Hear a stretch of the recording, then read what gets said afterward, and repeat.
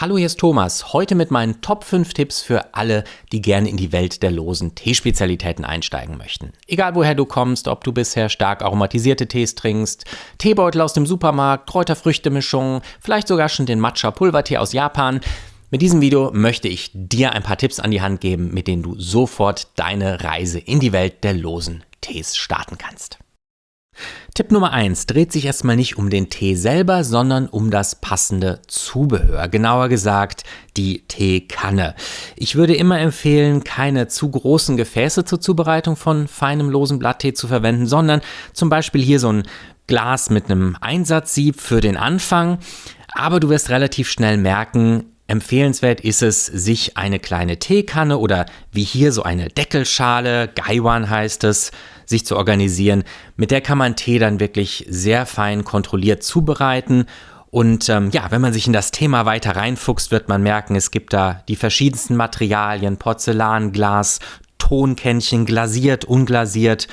Für japanischen Grüntee empfehle ich tatsächlich hier so ein Kännchen, das nennt sich Kyusu, das ist ein Tonkännchen mit eingearbeitetem Sieb in der Regel. Manchmal sind es Metallsiebe. In diesem Fall hier ist es so ein Keramiksieb, das direkt in die Kanne eingearbeitet ist.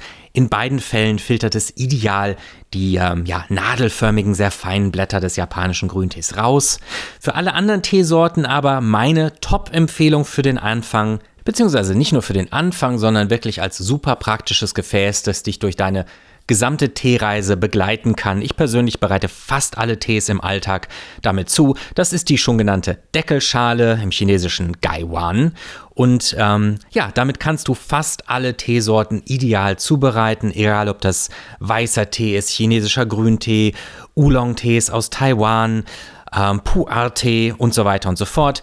Kleiner Bonustipp an der Stelle, du kannst sogar mit dem Deckel die Blätter einfach zurückhalten und dann direkt aus dem Gaiwan trinken. Und wenn du das Ganze dann sauber machst und zusammenstapelst, dann hast du ein super praktisches Reiseset damit sogar noch. Tipp Nummer 2, und damit kommen wir endlich zum Tee selber. Meine Empfehlung, investiere in hochwertige Teequalität aus dem Fachhandel. Im Idealfall kannst du sogar vor Ort im Teeladen den Tee probieren, das wird auch mehr und mehr angeboten.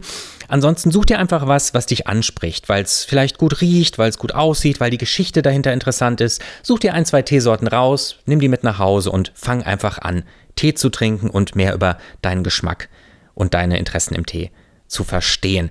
Wichtig, lass dich nicht von den Preisen abschrecken. Guter Tee geht so ungefähr bei 10, 15 Euro pro 100 Gramm los, aber 20, 30 Euro pro 100 Gramm sind völlig normal, zum Beispiel für so einen feinen Oolong-Tee hier. Wichtig in dem Zusammenhang, mit der richtigen Aufgusstechnik und mit Mehrfachaufgüssen kommst du am Ende umgerechnet auf einen Literpreis, der dann plötzlich total günstig erscheint.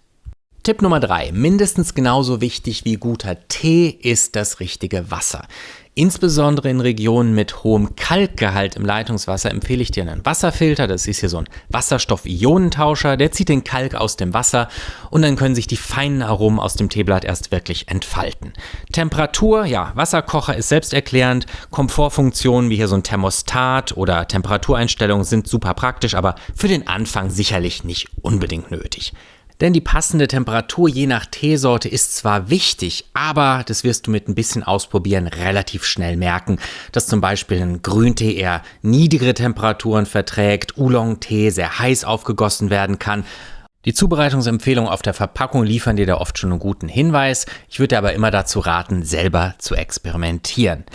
Wichtig und deswegen mein Tipp Nummer 4, Tee nicht zu lange ziehen lassen. Egal welche Art von Tee, welche Temperatur, zu lange gezogener Tee wird oft zu kräftig, teilweise bitter, verliert die spritzigen, floralen, fruchtigen Noten, die man bei kürzeren Aufgüssen hat und er ist einfach weniger ergiebig. Also Tee kurz ziehen lassen, oft deutlich weniger als 60 Sekunden und dann hast du die Möglichkeit, den Tee anschließend wieder und wieder aufzugießen. Also Mehrfachaufgüsse ist hier nochmal das Stichwort. Bei Oolong-Tee zum Beispiel locker 5, 6, 7, 8 Aufgüsse.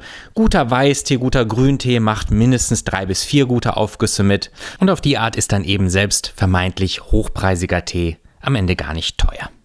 Ja, Tipp Nummer 5 führt uns zum eigentlichen Tee trinken. Es gibt ein chinesisches Sprichwort, das könnte man ganz einfach übersetzen mit Geh Tee trinken. Und zwar ist das für mich die Antwort auf die Frage, wie lernt man möglichst viel über Tee? Und Klar, ich freue mich, wenn ihr in meine Online-Tee-Seminare kommt oder vor Ort in den Teeladen, wenn ihr euch von Expertinnen zum Tee was erklären lasst. Aber mein Tipp wäre, lasst euch nicht zu sehr verunsichern, was ihr alles richtig oder falsch machen könnt, welches Zubehör ihr braucht. Fangt einfach an mit 1, 2 Teesorten, die euch ansprechen. Vielleicht erstmal mit dem, was ihr an Zubehör zu Hause habt.